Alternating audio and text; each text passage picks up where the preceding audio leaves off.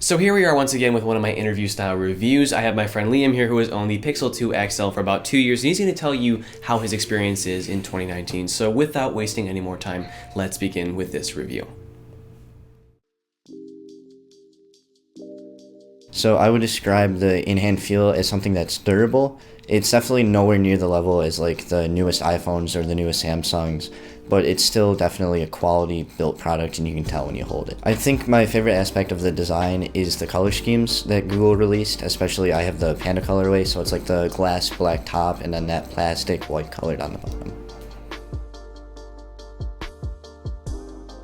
I like the dual speakers. On a scale of 1 to 10, I'd have to say like an 8. They're not the loudest, but they definitely do have depth to them and they have different qualities that you can hear.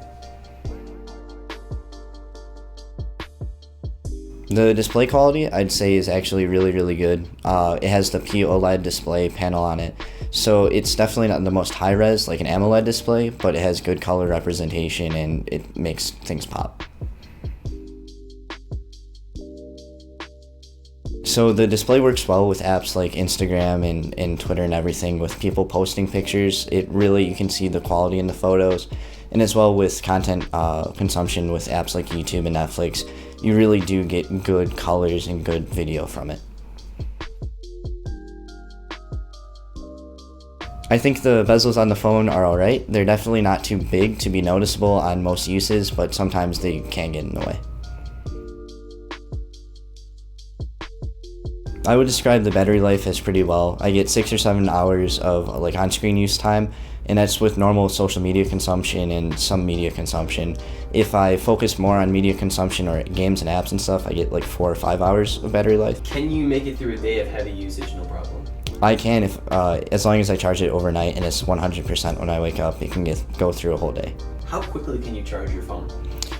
It probably takes at most an hour to go from 0 completely dead to 100%. I think the camera performance is great. The phone's been out for 2 years, and since it's still using a single lens, it's still outperforming modern iPhones and stuff like that, so it's still holding up very well. I'm very happy with the photos and videos I take, especially in portrait mode. It's very crisp, very refined. The image processing done by Google is very impressive, especially with the Google analyzation of the photos to tell you what's in the photos, stuff like that. Google just has a very streamlined software for it. So contrast, color, white balance, saturation, and hue, they're all pretty controllable in the settings, especially after you take a photo. Straight out of camera, photos kind of do look a little dull in colors. They definitely need more pop and they're more balanced towards the blue side of colors. But other than that, it just needs kind of more contrast to them. In low light, the camera performs pretty well. I'd probably say 7 out of 10. There's not much noise to the photos after taken, but even then, they're still kind of dark in the low light. Snapchat image quality is actually very good.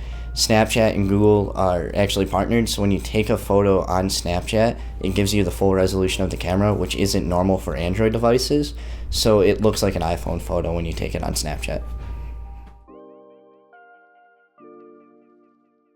Performance of the phone's pretty well. Even though it's 2 years old and the specs are a little outdated with like the RAM and the processor, it still holds up to most modern day tasks like Facebook, Instagram, Twitter. It just handles things alright. The UI is very smooth with Google and the animations are quality. With Google's like automatic support for new Android operating systems, everything works very smoothly. Never any hiccups.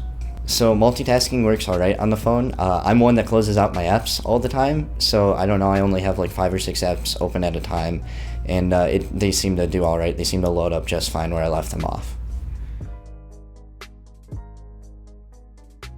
So the game experience on my phone is alright. I only play 2 or 3 games and they all run pretty smooth. The graphics are okay, as with the older specs, they're not the best. But everything runs really smooth unless I get spammed with notifications, and then the games lag a little bit.